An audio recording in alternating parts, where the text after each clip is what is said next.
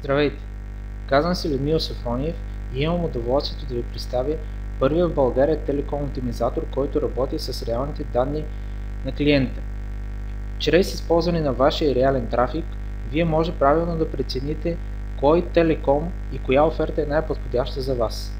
За целта, първо, което трябва да направите, е да изтеглите електронната си фактура от страницата на Mobiltel. Влизате в електронната си фактура и изтегляте файла XLS-B. Отваряте го и го записвате в Excel.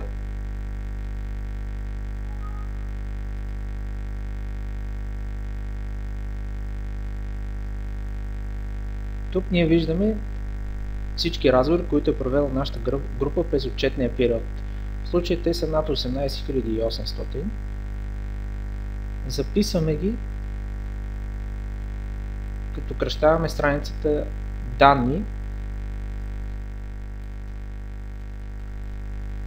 Това е задължително, за да може да сработи софтуера. Записваме го в нашия случай на десктоп. Минимизираме и отваряме софтуера Telbro. Той зарежда за 20 секунди, тъй като в него има макроси, които трябва да се активират, и ако не сработи в начало, вие трябва да активирате макросите на вашия Excel,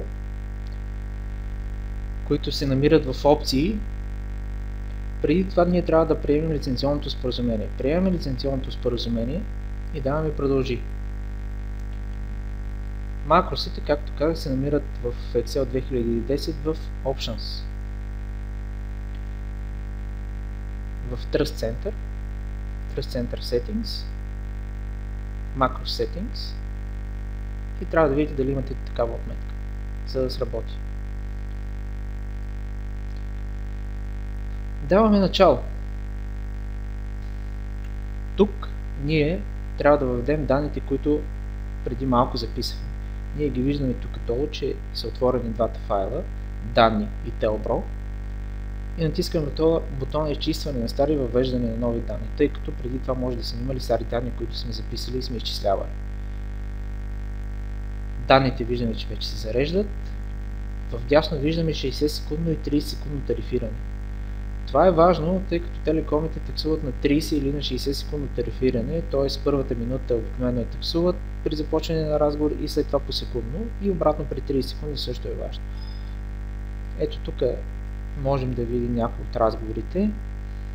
Този разговор е бил 16 секунди, съответно вече е 60 при 60 секундно тарифиране и 30 при 30 секундно тарифиране. Тук е 49, съответно 60 и 49 при 30 секундно тарифиране. След това трябва да изберем тарифи. Mobiltel, Global, Vivacom. Избираме съответно тарифните планове, най-новите, които са на трите оператора, и въвеждане на тарифи. Тук вече пак имаме по две таблици. В случая сме на Mobiltel, имаме 30 секундно тарифиране при бизнес линия с такса за MTEL бизнес общност и 60 секундно тарифиране. Ако на нас са ни предоставили оферта с 60 секундно тарифиране, ние можем да почнем да попълваме данните. В случая при нас MTEL клас S може да е таксата да е 8,90. Минутите да не са 130, но да са 150. Минутите за бизнес разговори тук са 44 000, но може всъщност, тъй като месеца е около 44 000 минути, малко по 44 000 минути, ако имаме такса да я въведем, ако са ни предоставили такава такса, ако за целта, въпреки това, ако има такса, може да дадем и 0,0001 лев, което няма да промени таксата, но ще помогне софтуера да изчисли правилно. Променяме цената на 0,18 по съответните направления. Международна зона е днес обикновено с стационарни телефони в Европейския съюз, а международна зона 2 са мобилни телефони в Европейския съюз и Русия. Също правим за Vivacom и за Global. Отиваме в резултати. След като сме въвели правилните данни спрямо предоставената оферта или текущо ползваната оферта, която имаме от телекома, и натискаме изчисляване. Изчисляването става за около минута, в зависимост от големината на базата данни, с разговори.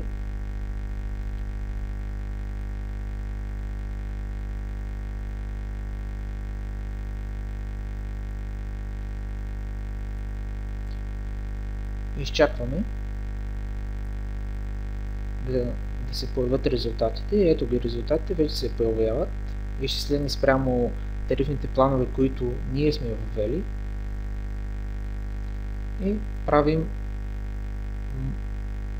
може да направим проверка за всеки един номер, колко би платил при всеки един тарифен план.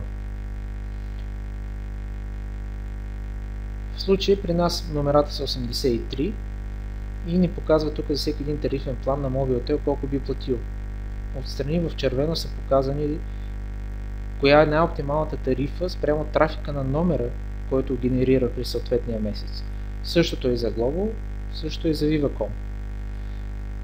Отиваме надолу и виждаме какъв е сбора на разговорите като фактура, която би била най-оптимална за нас.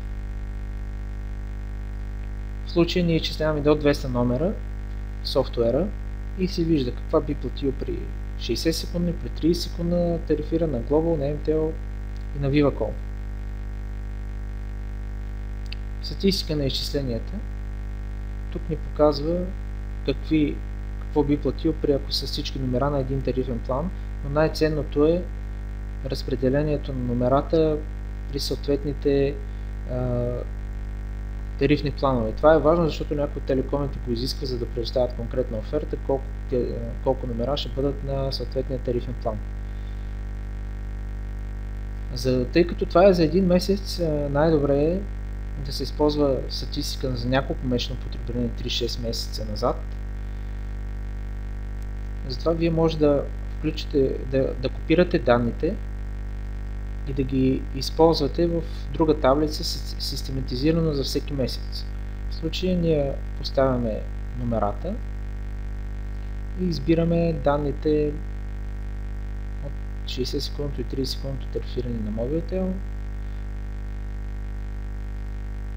Също го правим и за Global и за Viva.com, в зависимост от статистиката, която искаме да направим. Събираме долу сумите и виждаме кой е най-оптималният за нас тарифен план. Така, вие може да направите аргументирано решение при избора си на телеком оператор. Това е важно, за да може да се избегне грешката на симпатията, но дори да имате симпатия към някой телеком, вие така може да проверите дали той наистина ви предлага най-добрата оферта и да го насочите в правилната посока, за да може да се удовлетворят и двете страни. Нашето бизнес предложение е следното. Вие водите преговори с телекомите, стигате до едно ниво и казвате, това е нашето, което ние можем това е което ние успяхме да договорим. Ако вие можете да договорите повече от това, което ние успяхме, делим 50 на 50. Тоест, по някое направление вие договаряте 22 стотинки, ние договаряме 20 стотинки. В случая тези 2 стотинки разлика, една стотинка е за вас, една стотинка е за нас, за срока на договора с телеком. Така, вие може да следите трафика, който го водите, и сметката, която плащате към телеком. И дали се спазват най-вече условията, които са подписани по договор с отразените реално във фактурата. Тъй като много често се получава да има разминаване между подписания договор и реално отразената сума във фактурите. Така ние също можем да следим, това ще бъде един друг ефект, който ние можем да го следим, дали реално се спазват отстъпките, които са ви предоставили телекомите за нужната телеком оптимизация на вашата фирма и за намаляване на разходите. Практиката ни показва, че само с промяна на тарифните планове може да постигнете телеком оптимизация на месечната ви сметка в размер на 12-15%, което при сметка от 1000 лева би означавало 1500 лева на годишна база. При това без да подписвате нов договор. При подписване на нов договор може да очаквате телеком оптимизация в размер на над 35%. Успешен бизнес!